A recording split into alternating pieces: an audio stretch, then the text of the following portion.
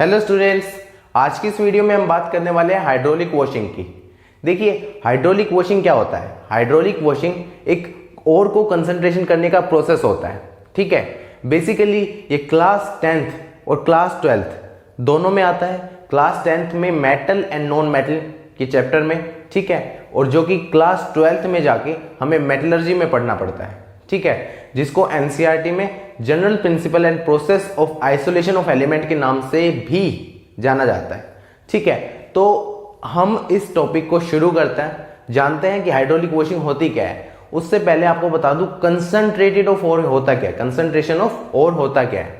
ठीक है, देखिए हमारे पास कोई भी ओर बेसिकली वो स्टार्टिंग में क्या होती है, मिनरल होती है। मिनरल अगर यूजेबल फॉर्म में हो तो उसे हम क्या कहते हैं, ओर कहते हैं।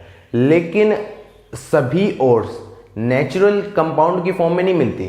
जैसे हेमेटाइट, हेमेटाइट क्या है, एक और है आयरन की Fe2O3, ये इसका केमिकल फॉर्मूला है। लेकिन आप इसको अच्छे से देखोगे तो ये सिर्फ केमिकल फॉर्मूला है, लेकिन जब ओर की फॉर्म में मिलती है तो उस ओर में बहुत सारी चीजें होती हैं, जैसे डस्ट पार्टिकल्स, सैंड, स्टोन्स और भी बहुत सारी चीजें उस पर्टिकुलरली ओर में होती हैं।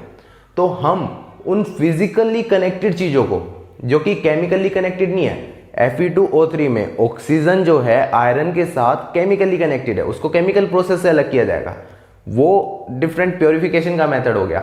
लेकिन और को कंसंट्रेट करने का मतलब जो फिजिकली कनेक्टेड है, जैसे सैंड पार्टिकल, सिर्फ उन्हें धोने से अलग किया जा सकता है। डस्ट पार्टिकल उन्हें बिल्कुल वॉशिंग, वाटर की वॉशिंग से अलग किया जा सकता है। तो इस तरीके के पार्टिकल जो फिजिकली कनेक्टेड है, उनको रिमूव करने वाले प्रोसेस को हम कंसंट्रेशन ऑफ ओर कहते हैं। ठीक है, कंसंट्रेशन ऑफ ओर बेसिकली 4 से 5 प्रोसेस हमारे सिलेबस में है।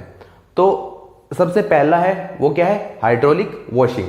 हाइड्रोलिक वॉशिंग, जहां पे आपको हाइड्रो वर्ड दिख जाए वहां पे आपको डायरेक्टली एक ही मीनिंग निकालना है, वाटर। हाइड्रो का मतलब वाटर होता है। ठीक है, तो हाइड्रोलिक वॉशिंग का मतलब वाटर से की जाने वाली वॉशिंग। ठीक है, इसको ग्रेविटेशनल सेपरेशन भी बोला जाता है। अब ग्रेविटेशनल सेपरेशन क्यों, इस प्रोसेस में दो चीजें अप्लाई की जाती हैं। पहला हाइड्रोलिक वॉशिंग, ठीक है, मतलब वाटर के साथ वॉशिंग करना। दूसरा, वाटर के साथ वॉशिंग के साथ साथ इसमें एक और चीज अप्लाई की जाती है, वो है ग्रेविटेशनल फोर्स। ठीक है, जो कि नेचुरली अपने आप अप्लाई हो जाता है। तो चलिए शुरू करते हैं हाइड्रोलिक वॉशिंग से।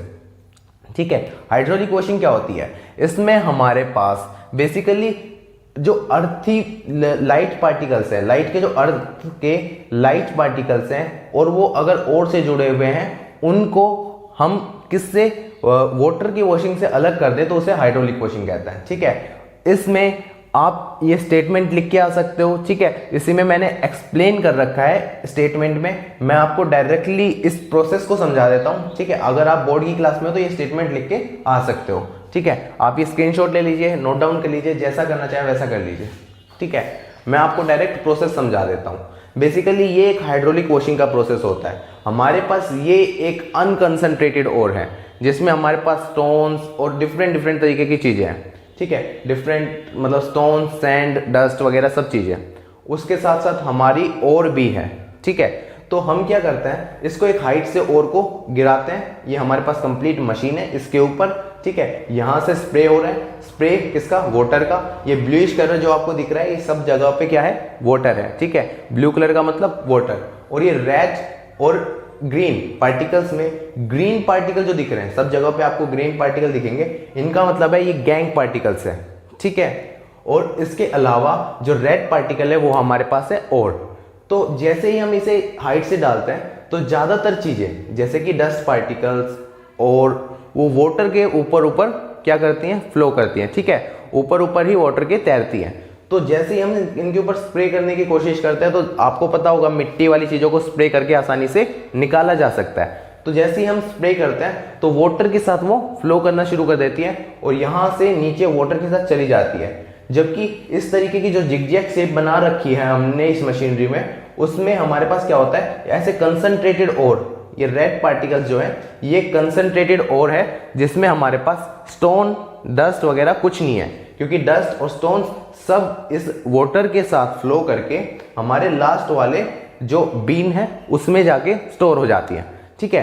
तो ये बेसिकली हाइड्रोलिक वॉशिंग का प्रोसेस होता है। इसमें देखिए दो प्रोसेस लगे हैं। पहला वाटर का यूज हुआ है, ठीक है, वाटर का यूज हुआ है क्योंकि इसलिए इसको क्या बोलते हैं, हाइड्रोलिक वॉशिंग। दूसरा ग्रेविटेशनल सेपरेशन क्यों बोलते हैं, यहाँ पे देखिए ऊपर से नीचे की तरफ जा रहा है वाटर और ग्रेविटी से नीचे की तरफ जा रहा है, किसके साथ, हमारे डस्ट पार्टिकल्स, सैंड पार्टिकल्स, मतलब गैंग के साथ, ठीक है।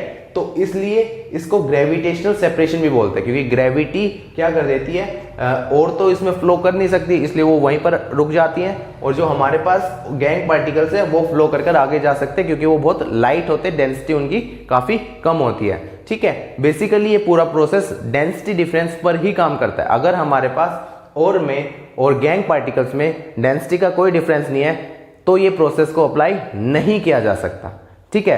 तो आज की वीडियो में हम इसी बारे में बात करने वाले थे, हाइड्रोलिक वॉशिंग के बारे में। अगली वीडियो में फ्रोथ फ्लोटेशन प्रोसेस के बारे में बात करेंगे, ठीक है।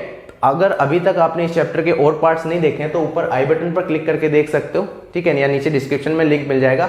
और अभी तक हमारे चैनल विशु लर्निंग को सब्सक्राइब नहीं किया है तो अभी के अभी कर लीजिए क्योंकि आपको मिलने वाला है यहाँ पर क्लास 9, 10th, 11th, 12th का कंप्लीट सिलेबस, ठीक है। तो फिलहाल के लिए इस वीडियो में इतना ही।